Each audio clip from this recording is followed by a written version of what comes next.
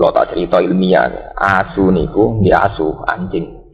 Di anjing itu mulai dulu dikenal hewan yang paling mudah diajari, paling mudah diulang. Sehingga Quran istilahkan hewan pemburu niku istilahnya apa? Wa ma alamtum minal jawarihi napa? Mukallibin. Hewan-hewan yang telah menganjing. Artinya yang sudah punya tabiat kayak apa? Anjing. Ya, jadi kalau tak cerita ilmiah, tapi cara fikih hanya salah fikih kita. Jadi riyen mulai Nabi Nuh sampai Nabi Muhammad itu asu itu tidak punya problem. Di sahabat tidak ada asu kata. Ini asu penjaga kebun, ya ada ternak, ada nopo ternak lah. Riyen nak tiang ada ternak kuata. Orang-orang nopo jenenge bedui-bedui ya ada ternak kata, sing jaga sangka serigala nopo asu. Nggih ora apa-apa, mboten enten masalah mbek asu. Sehingga istilah Quran ketika ditanya, ya Muhammad, sing halal apa wae? Jawabe Allah, mat kandakno sing halal itu sesuatu sing suci atau hasil buruan dari hewan yang sudah diajari. Atau hasil buruan dari hewan yang sudah diajari, di mana hewan yang sudah diajari itu sepandai anjing. Napa mukal? Tapi Imam Suyuti luwih ekstrim, nyontokno ndak standar anjing. Asulah ora apa-apa. Mulane teng mriki tafsir ayil kawasib minal kilab. Nggih. Lho ini ngaji lho, ini ngaji tafsir. Ayil kawasib minal apa? Kilab. Kelas sibak pada irian. Kalau terangno, jadi kalau tak terangno fakirian, fakir. Anjing itu nggak pernah najis dalam semua periode. Kalau terangno ini gimana? Dari kiai sing entek terus dari ilmu kelas tinggi. Anjing itu tidak pernah najis. Sehingga dulu itu tidak asing. Orang muji anjingnya Ashabul Kahfi ya tidak asing. Memang tidak pernah ada masalah dengan anjing. Nggak pernah ada masalah dengan anjing. Sampai periode sahabat tabi'in, rata-rata sahabat dia punya anjing. Bahkan banyak sahabat yang berkeyakinan nak asu wis ngrumat wedhus satu. Iku sing siji hadiah asu iku kon mangan. Mergo minangka wedhus utuh dijaga asu sangka serigala. Jadi dikeki napa? Hadiah. Lah Quran istilahno nggih ngoten, wa ma alam tu minal jawarihi mukallibin. Nah niki sampean ngaji tafsir dan saya baca di depan sampean. Artinya saya jujur, tak waca ayil kawasib minal kilab. Iku hewan-hewan pemburu minal kilabi saking napa? Pira-pira asu. Nah ini bayarno masa lalu. Si sahabat riyen nak kepengin entuk kidang utawi kepengin entuk buruan rak anjing diulang kan ngejar napa kidang nggih. Lah cara fikih niku kan hewan sing halal niku kalih disembelih secara syar'i, dipotong secara syar'i ngene sampean sembelih. Nomor kalih yang mati karena diburu atau kena panah. Jadi misalnya sampean kidang melayu sampean panah mati niku halal gak usah disembelih. Nanti kira-kira kurang atau masalah hukum manusia atau diburu hewan yang sudah terpelajar, dilatih, itu ya halal. Jadi kalau sampai disembelih. Itu standar. Makanya ketika Nabi ditanya yang halal apa saja, yaitu yang disembelih dan yang dicengkeram oleh pemburu yang sudah dilatih. Wa ma alam tu minal jawari. Jadi ana kidang melayu, tawi wonten napa riyen kan kata sapi liar melayu napa blibes nopo-nopo melayu sampean panah mati halal atau sampean tangkap lewat hewan nopo dilatih yang terlatih. Lah itu Quran itu sirine itu contohna asu wa ma alam tu minal jawarihi nopo mukallibin hewan-hewan yang terlatihnya sudah kayak anjing. Ini kalau cerita ilmiah, tidak usah nganggo metode Syafi'i. Wah kalau cerita ilmiah. Mau terus mitos tentang anjing itu berlebihan. Ini termasuk Ashabul Kahfi.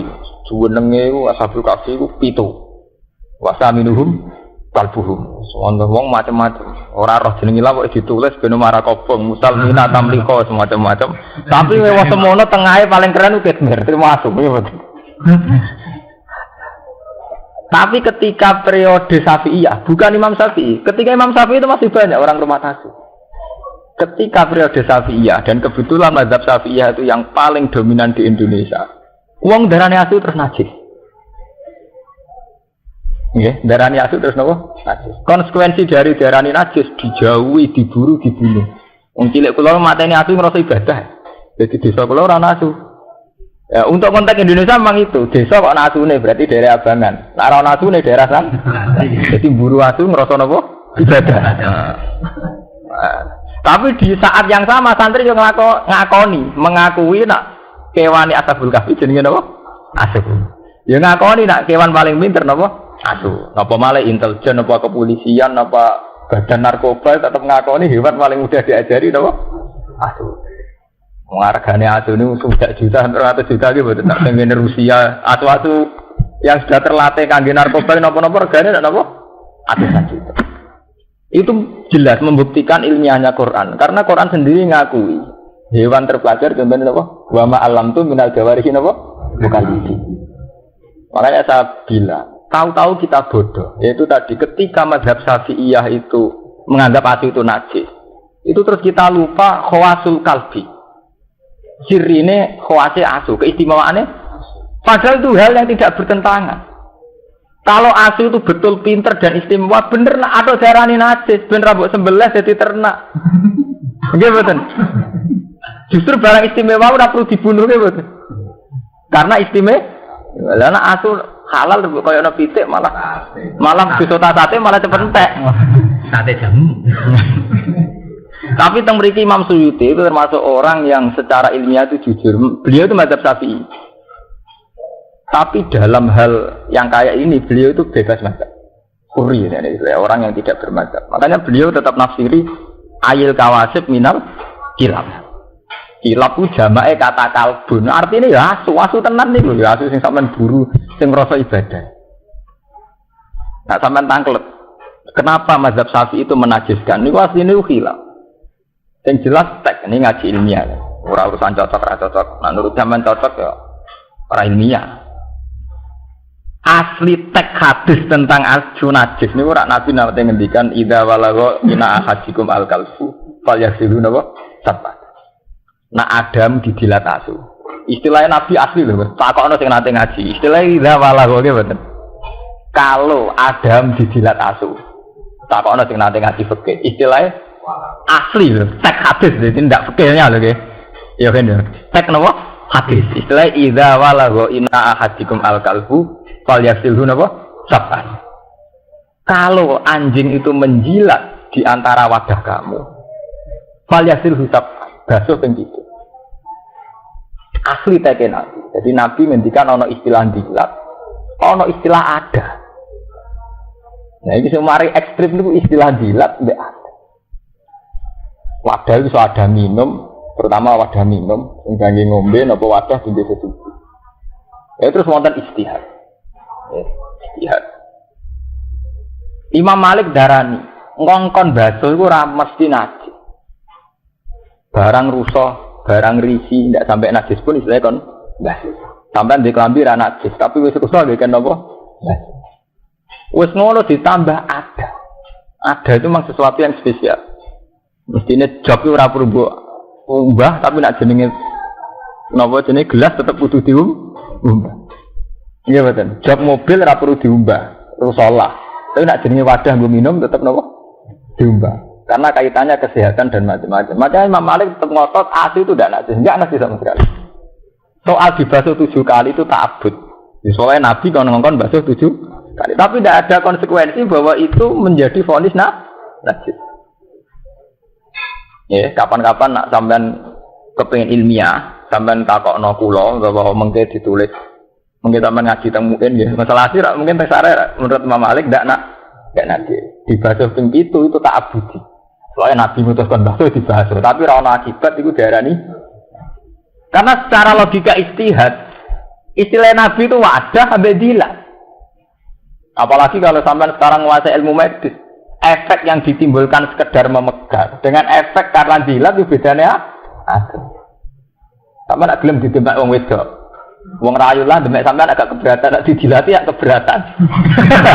Lho dilat tetep benten. Kowe gelem demek Mustofa nak dijilati tetep ra gelem. Lho terus urusane dilat. Dilat ya dilat. Lho mboten iki cerita ilmiah. Akhirnya Imam Malik memutuskan tidak ada kaitannya dengan najis. Imam Syafi'i mboten. Ayo orang dilat, tak kok demak najis. Lah iku sing terus ekstrem. Akhirnya demak yo najis, ngelus-ngelus ngene apa? Nabi. Tapi secara tekstual hadis itu istilah Nabi sama delok teng hadis-hadis idza walagha ina ahadikum al kalbu fal yasilu napa safa. Wa asal usul cerita ilmu. Wes ngono terus mazhab Syafi'i itu diperparah lagi oleh kenyataan Nabi nate dawuh la tadkhulul malaikatu baitan fihi kalbun aw siratun. Omah iku ora ngalah barokah, ora ngalah kelebon malaikat. Sing ning omah iku ana asu utawa gambar. Wah. Akhire wong omah ana asune uga barokah. Macam-macam. Terus tapi ulama yo grogi nafsir malaikat ora mlebu omah sing ana asune. Ulama nafsir, maksudnya malaikat rahmat. Nah, malaikat azab lancar. Ekstrim. Malaikat mati ya lancar ae. Mergo nak nganti kok eda iku semua malaikat, wong biasa ora ngarama mati. Malaikat akhire ulama dhewe teristihad dene. Akhire jenenge istihad dari malaikat rahmat ora bakal mlebu omah sing ana omahe. Dari ulama sufi protes. Wa rahmati wasi'at kulli syai. Ora ana wong ra entuk rahmat iki. Ana asune ora ana asune tetep rahmat. Gimana? Mau kan ulama nafsiri malaikat azab tok. Malaikat azab, malaikat mati bebas. Ana asune lah masuk. Jadi maksud malaikat rahmat itu gak mlebu omah sing ana asune. Nah malaikat azab lancar. Malaikat mati gak apa? Lancar. Tapi sing darani malaikat rahmat gak iso masuk itu tentang. Apa peto ana asune terus ana rahmate pangeran? Ya tetap ngono kan jawaban. Nyatane wong duwe ati ya kelar mangan, berarti untuk rahmat gitu. Ya kelar ngombe malah kan. Akhire ulama-ulama sufi sampean ngaji teng hikam teng ihya. Iku bahasa kinaya. Jadi Nabi ngendikan gitu bahasa kinaya. Baitan muradan bihi al-qalbu. Ana kula cerita istihad. Baitan muradan bihi al-qalbu, ati. Terus kalbun muradan bihi at-tama. Au suratun muridan bi al khoyali. Jadi malaikat itu tidak masuk hati, di mana hati itu ada mental tomat, kepengen barang wong, atau mental khoyali. Senengane berimajinasi, berfantasi. Ulama sufi manjen wong istihad tak pek menang-menangi dhewe. Kok anggere di pendapat mesti dialah. Jenenge wong istihad jen wae di pendapat mesti duwe. Wong jenengan apal Quran tak waca ayat. Alasane nganggo ayat waktu alaihim naba allazi atainahu ayatina fansalakha minha fatba'ahu syaitan fakana napa minal ghawin walau syi'na la rafa'nahu biha walakinnahu akhlada ilal ardi wattaba'a hawa. Terusane seperti fama salhu kama salil kalbi intahmil alaiyal has au tatrukhu napa ya. Wong alim sing ra iso nglakoni ilmune iku wong-wong alim sing ngrasa abadi ning bumi iku kaya asu kama salil kalbi. Lah asu iku piye intahmil alaiyal had au tatruku ya mbok sentak ya melet ora mbok sentak ya melet. Ulama nafsiri toma asu iku penyakit napa? Toma. Jadi ulama sufi dengkon maksude asu ning kono iku toma. Jadi wong Islam iku atine ra ngarah digoni malaikat nak atine de mental toma. Mun sakniki sampean dek mazhab Syafi'i napa gaya bebas. Lha kula saya enggak dalam konteks saya sekuler atau modern enggak. Saya ngaji Mahali, ngaji Wahab. Jadi ketika saya modern, artinya punya banyak pilihan pancen mergo ngalim ora perkara bid'ah mbok. Mboten perkara aneh mboten.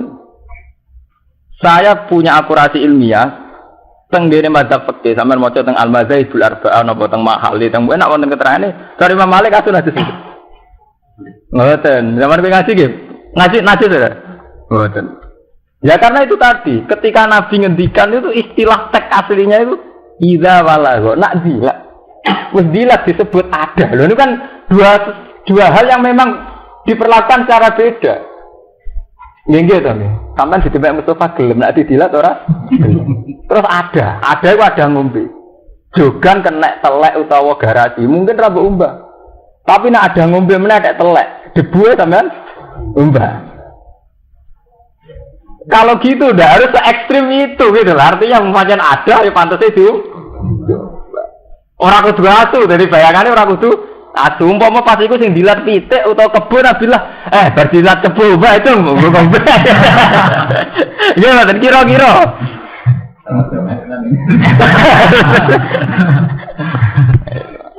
Nah, ngaji gue ngalim ben pengalaman. Mulane niki Imam Suyuti tetep wani nafsiri ayil kawasib minal kilab. Kilab ku jamake kalbun. Artine napa? Aduh. Cara wong Syafi'iyah cara kiye jujuran sira wani. Kalbun wis pantangan nek kalbun. Tapi Imam Suyuti tetep nyantokno minal kilab. Niki Imam Suyuti lho. Minal kalbun ya kalbun ya karena memang nggak ada kesepakatan kalau anjing itu najis. Ya, terus tahu-tahu ada Syafi'iyah, bukan Imam Syafi'i. Syafi'iyah itu orang-orang Syafi'i itu anti sama anjing. Ya karena dihukumi najis. Ya itu jenis ijtihad. Jadi Imam Malik menitik beratkan pada dilat bi'ada.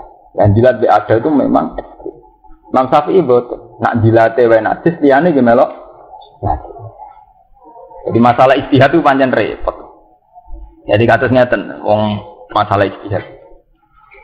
Yang jelas apapun bedanya ulama itu menunjukkan bahwa Quran itu lebih jujur, lebih objektif. Bahwa anjing itu hewan yang mudah dilatih. Sehingga Quran mengistilahkan hewan pemburu yang mudah dilatih istilahnya wa ma alamtum minal jawarihi napa mukallibin, hewan-hewan yang sudah menganjing, yang sudah berkarakter kayak anjing, artinya terpelajar. Yang jelas sekarang secara faktual, secara realitas begitu. Yang namanya kepolisian, narkoba atau apa saja itu tidak bisa mengiri makhluk jenis apa? Anjing. Saman sepupunan kucing bajari ra itu. Masa buat rumah 10 tahun untuk menyolongi wae. Lah wong Islam luwih hebat ambek kucing. Nasibe kucing apik. Ceritane itu dari Nabi kucing turu ning sajadah digunting demi napa? Kucing. Tapi wong pancen karek anut selerane. Padahal ceritane asu ora kurang terhormat. Ashabul Kahfi di rumatan sitok nggih napa? Asu. Tapi cerita itu ndak mengurangi. Ciri nak asu wae wong dolim. Mana budi-budi ke daerah santri ana asune, ke daerah apa kan? Ana asu. Ya ampun saniki mun ngoten, iku juga lho ngono, tahu-tahu begitu. Sampeyan wani spekulasi dadi kiai rumah asu. Ora darani kiai asu. Wong orang mata asu wis darani oke ya. Asu ya. Tapi yang jelas asu itu dipakai 2 kali dalam Quran.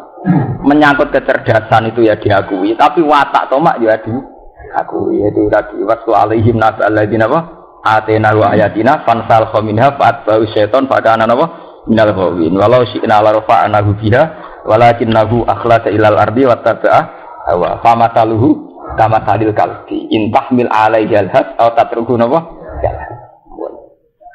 Nah, itu cerita mazhab fikih itu ngoten niku tentang asu.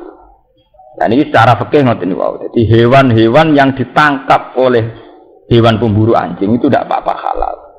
Ini ku zaman kuno nu tiang nak ngejar kidang niku menyuruh anjing kan ngejar. Namun ketangkap anjing meskipun nanti dalam keadaan mati hukumnya halal. Asal saat melepas anjing itu membaca bismillah dan hewan yang disuruh buru niku sudah terlatih. Dan itu menurut Imam Suyuti hewan itu tidak masalah meskipun itu anjing. Jadi sampean rasa takut. Nah, najis. Yang jelas harus dibasuh. Jadi sampean yo ngene. Ketika dihukumi suci apa ora mbok basuh ki apa tenung jenenge didilatasi mbok basuh kaya sampean ape ngombe gelasem didilat kebo atau didilat sapi. Kira-kira mbok basuh riyen, Bu. Basuh. Aku ngombe cara seperti apa-apa rugen enak. Pak basuh gitu. Orang cakep. Jadi waktu itu biasa mawon wong berlebihan. Mukallibin. Kang wis menganjing sing diperilaku asu. Halon teh mukallibin iku hal mingkal labtul kalbat tasdid. Kalabtu wis nglepas kaya asu ingsun al kalba ing asu bitasdid. Arsal tuhu ala sayyid. Tegese wis nglepas ingsun hu ing kalbu ala sayyid ing atase buruan. Tu'allimuna hunna. Kang mulang sira kabeh hunna ing kilab. Lafat tu'allimu hunna halun dadi hal min domiri mukallibin. Sangking khali ndomir mukallaf. Tu'adibuna hunna. Tegese wis mulang sira kabeh guna ing kilap. Mimma allamakumullah. Mimma sing perkara alam akan mulang kuming sira kabeh sapa apa. Min ada bisaidi saking pira-pira tata kramane peburuan. Yen wae hewan sing halal ku kalih cara syariat. Hewan sing disembelih kalian hewan yang dibunuh atau dimatikan oleh hewan pemburu yang sudah dilatih. Jadi riyen zaman periode kuno niku misalnya berburu kidang napa berburu gribes napa berburu napa banteng niku ngongkon asu kan buru. Mungkin nak dipateni mati dia tetep halal. Terus saniki lho cerita fikih murni. Terus wong pertanyaan mulai, nak ketepil sepundi yai? Nak bedil jas sepundi? Kula gak ada paman seneng bedil ya hampir mati tetep dipangan. Dari alasannya kan dulu itu memang gitu. Jadi misalnya kidang cara fikih pancen halal, kidang sampean panah terus mati. Cara fikih napa? Halal kan gitu. Meskipun ora sempat disembel. Nah, saiki anane kan gak panah, bedil. Ini bedil angin tembak. Nah, cara sampean halal to. Bedil angin. Mati. Nah, cara kowe mati lho. Manuke langsung mati halal.